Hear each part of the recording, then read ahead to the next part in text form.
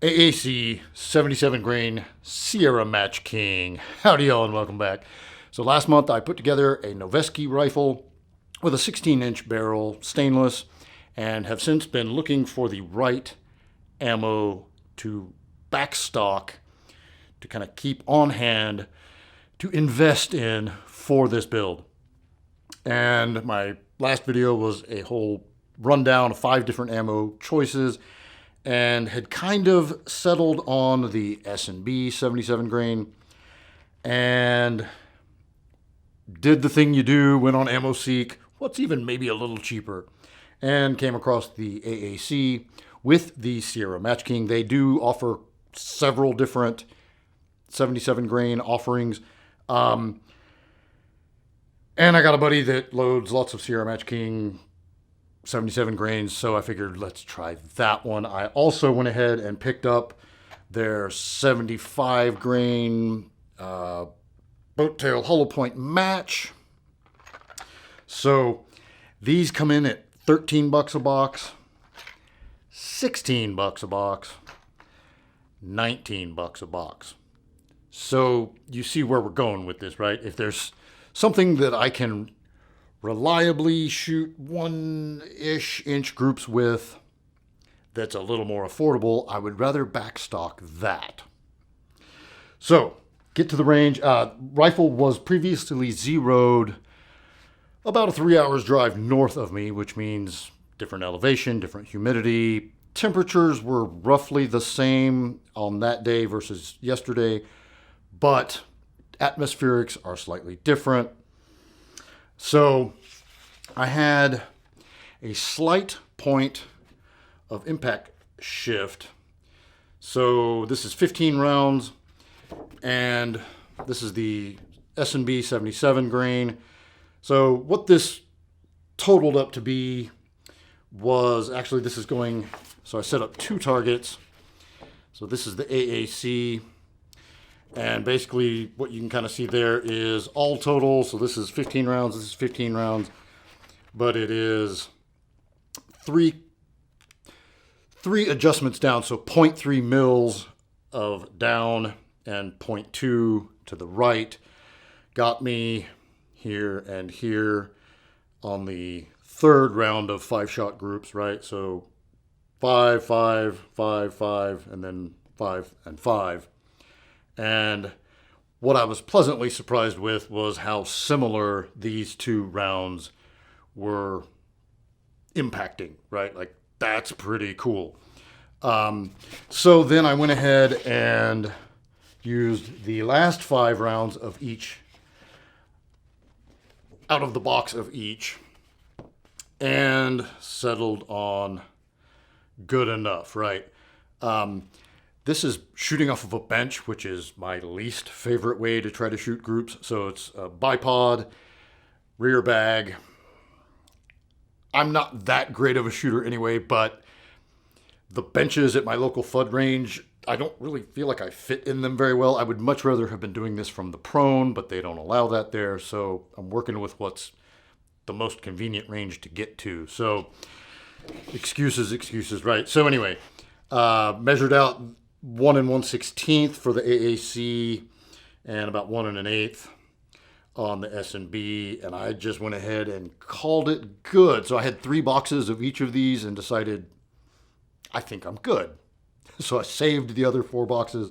So 1 box. And again, what I'm really pleased with is that these print close enough on the same zero that I feel like I could switch back and forth, and for any kind of shooting I'm going to be doing, that's going to be good enough for me. So are these like the most amazing groups? No.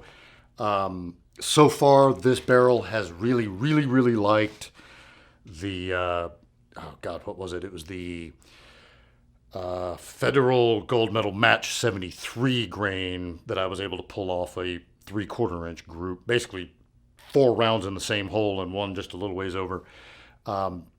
That stuff is 30 bucks a box, like $30 for a box of 20. So that's not going to be the one I'm backstocking. So for the cost difference, I can probably live with the AAC, right? So moved over to the 75 grain AAC. So this is 3 5-round groups. Not super impressive. Didn't do any adjustments or anything. This is just, they're just not quite as, I just wasn't pulling off the same kind of results. Final 5, 1.5 inch.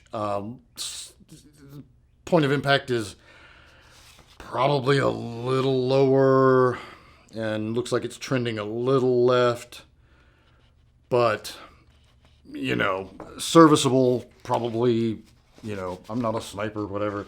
And then using that same zero, I had a box of 55 grain PMC X-Tac left over that I've not been getting good results with at all. I wanted to just go ahead and burn that box up.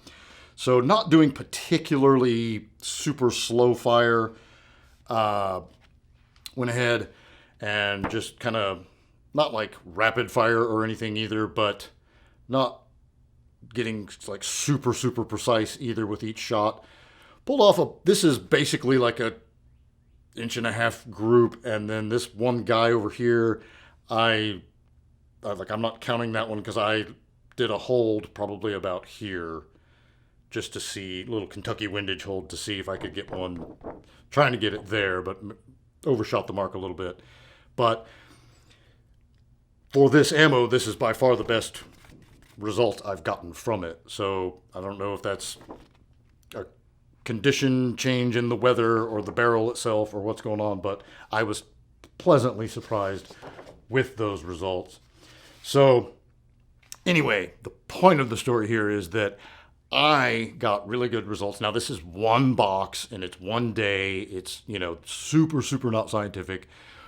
But I had messaged back and forth with a buddy on the internets, and he had gotten very poor results from this Sierra Matchking 77 grain from AAC. So I was super curious, as was he, what kind of results I would get from this Noveske 16-inch stainless barrel. And I am very pleasantly surprised. So take that for what it's worth. Not super scientific. Very, very low round count. One box. But I'm bringing you actual paper targets, which in the gun tube community is pretty rare, right? So, warts and all, that's what I got. And I hope you find this somewhat informative. If you have this barrel in a build and you haven't tried it out yet, pick up a box. For what it's worth, I don't have any problem buying the S&B, but if I can support American-made ammo, I'm probably going to do that, right? I mean, just a slight preference. So there. Anyway, that's all I got. Until next time, be easy, y'all.